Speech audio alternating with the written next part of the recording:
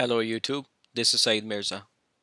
This video is based on key ideas from the excellent work by Gerrans titled The Qur'an, A Complete Revelation, and from my work, Will You Not Reason? A Concordance of God's Arguments in the Qur'an. You can download both books free by using the links below. All translations are from the Qur'an, A Complete Revelation, unless otherwise noted. The topic of today's video is, what does Sajada mean according to the Qur'an? According to the religion of Islam, sajada is a physical movement, specifically putting one's forehead to the ground facing the direction of an idol in Makkah, during a ritual prayer called salat.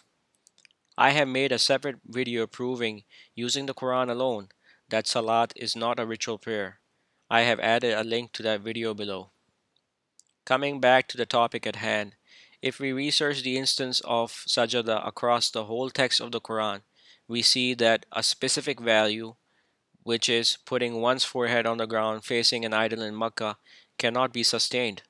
When pressed, translators switch from this specific ritualistic action to a general meaning. They are oblivious to the real meaning of sajada, which is to submit. Let's look at two verses in which the word sujadan, which means in sujud, is used. You can verify that the same word is used in both verses. Yusuf Ali, who is a traditional translator, chooses to translate sujadan as prostrating, by which he means putting one's forehead to the ground in the first verse, and as humility in the second verse, since he knows that the rendering of sujadan as prostrating would make no sense in the second verse. Do they not look at Allah's creation even among inanimate things, how their very shadows turn around from the right and the left, prostrating themselves to Allah, and that in the humblest manner. Chapter 16, verse 48. And remember, it was said to them, dwell in this town and eat therein as you wish, but say the word of humility and enter the gate in a posture of humility. We shall forgive you your faults, we shall increase the portion of those who do good. Chapter 7, verse 161. Let's look at another word, yasjuduna, which means performing sujud. In the following set of verses, Yusuf Ali is unable to render yasjuduna as performing prostration due to problematic implications for those who prostrate during a ritual prayer, that is, the current adherents of the religion of Islam.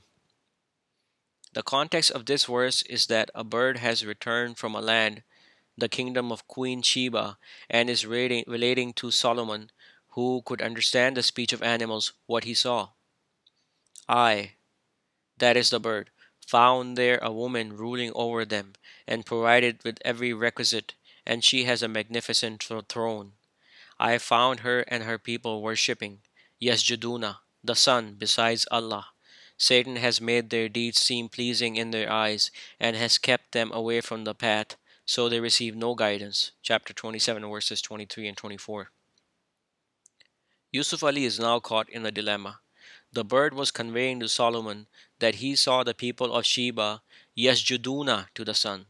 If the word yasjuduna means prostrating by putting your forehead on the ground to the sun, then the adherents of the Islamic religion today are guilty of sun worship during their afternoon prayer.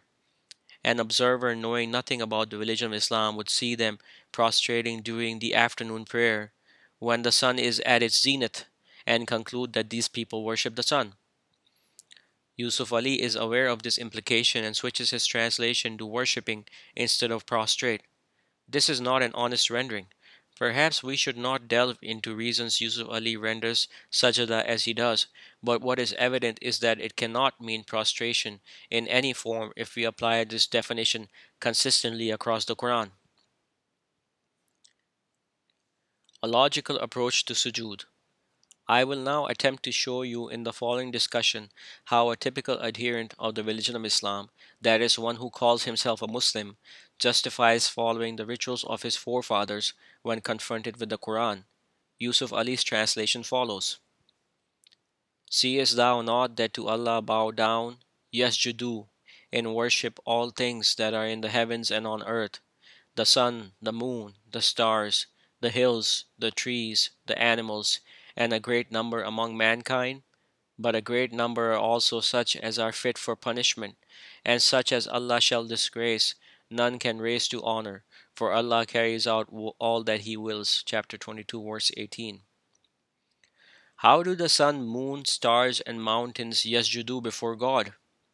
Obviously, they do not have hands, feet, and a forehead, so how do they specifically bow down before God?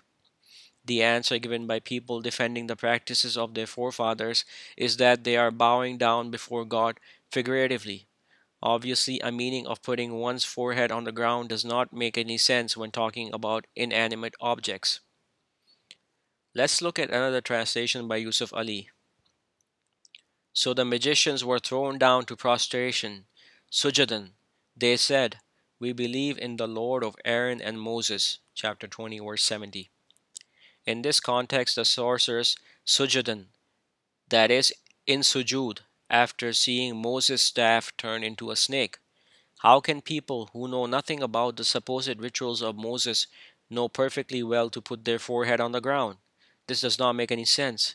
Usually, the argument forwarded by the unthinking is that the custom of putting one's forehead on the ground to denote submission was known at that time.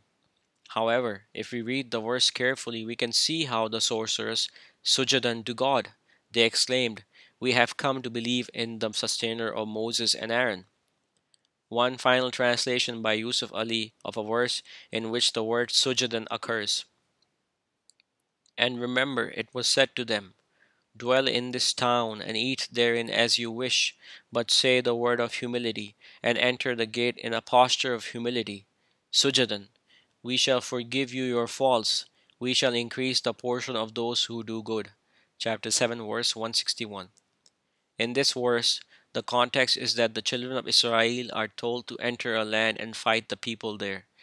Does it make any sense that God would command a people to enter a gate by dragging their forehead on the ground, especially when they are expected to fight an enemy? Yusuf Ali is well aware of the issue at hand and therefore switches the rendering of sujadan to "in a posture of humility." Keep in mind that the same word sujadan is also used in verse 2070. One would wish Yusuf Ali would make up his mind about what sujadan really means and at least translate consistently. Why do you not submit? The sad part is that those who call themselves Muslims are the ones who do not submit. That is, that they do not sajada to God's commands. They would rather blindly follow the ways of their ancestors while claiming falsely to follow the Qur'an. Then what ails them that they do not believe? And when the Qur'an is recited to them, they do not submit. Yasjudun, chapter 84, verses 20 and 21. The mullahs claim that this verse is referring to the kafirs, that is, the unbelievers who do not fall prostrate when the Quran is recited to them. Does this make any sense? Someone who is a kafir obviously does not know about a specific ritualistic action of prostrating with your forehead on the ground.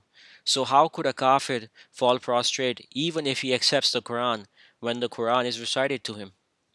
What it means, plainly, is that those who do not believe do not submit to God when the Quran is recited to them. This is a clear reading of the Quran.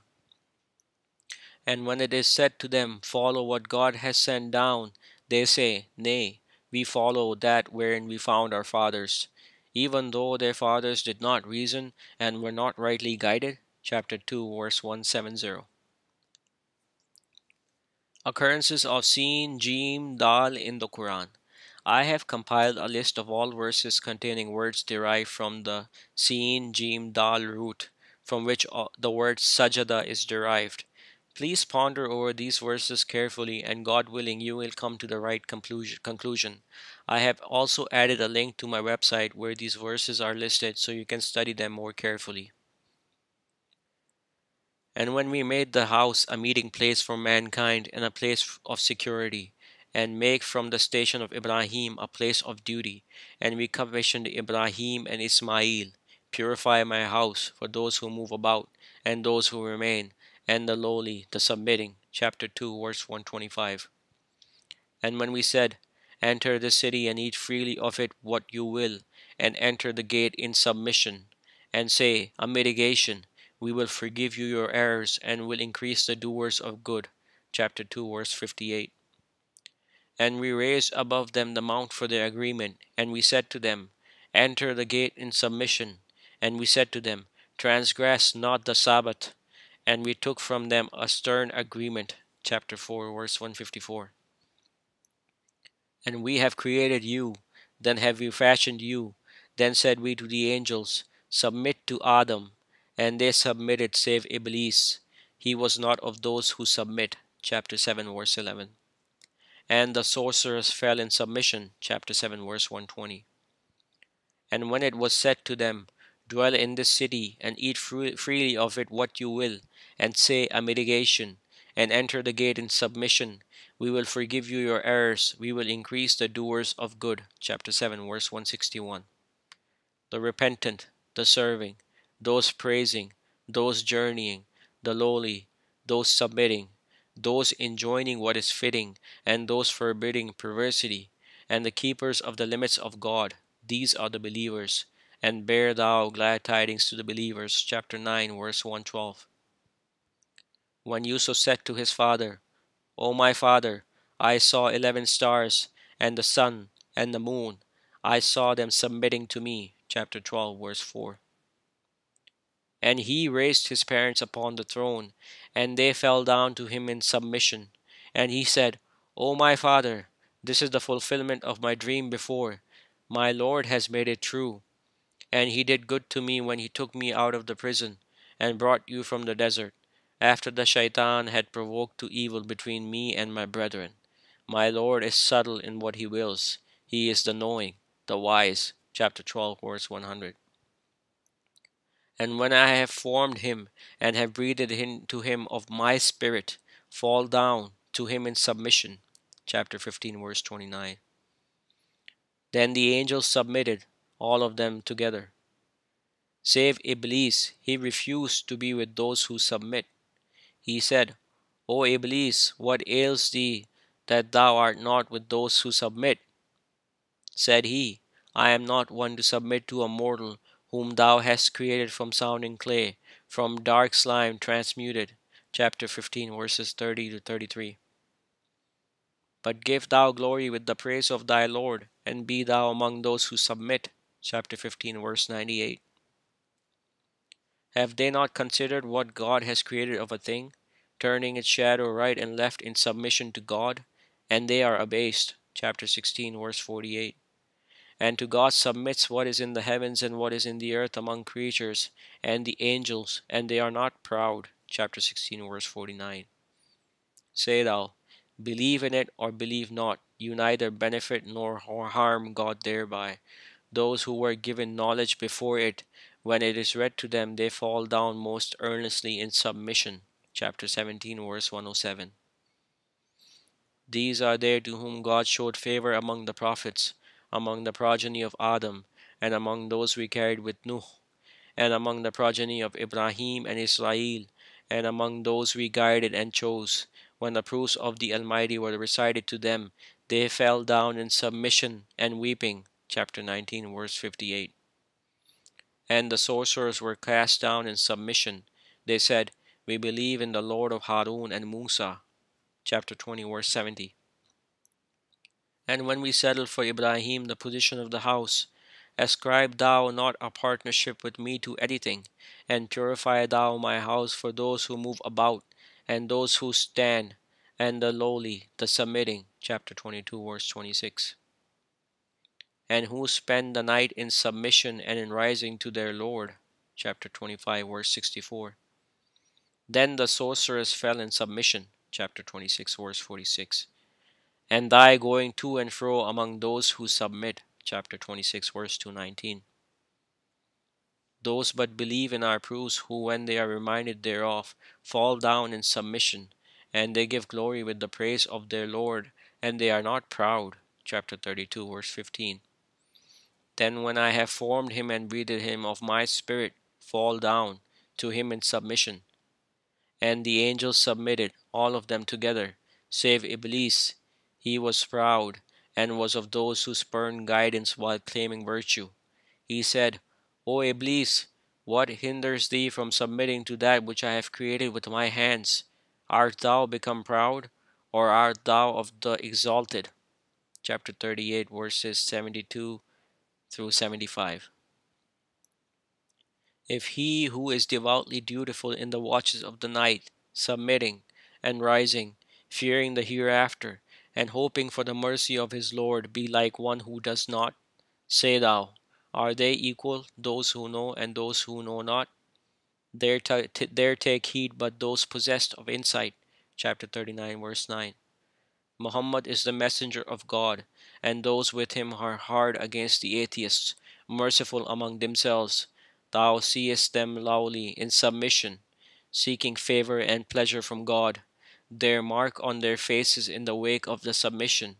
That is their example in the Torah, and their example in the Gospel is like a seed that put forth its shoot and became stout, and took its place upon its stem, impressing the sowers, that he might enrage the atheists by them.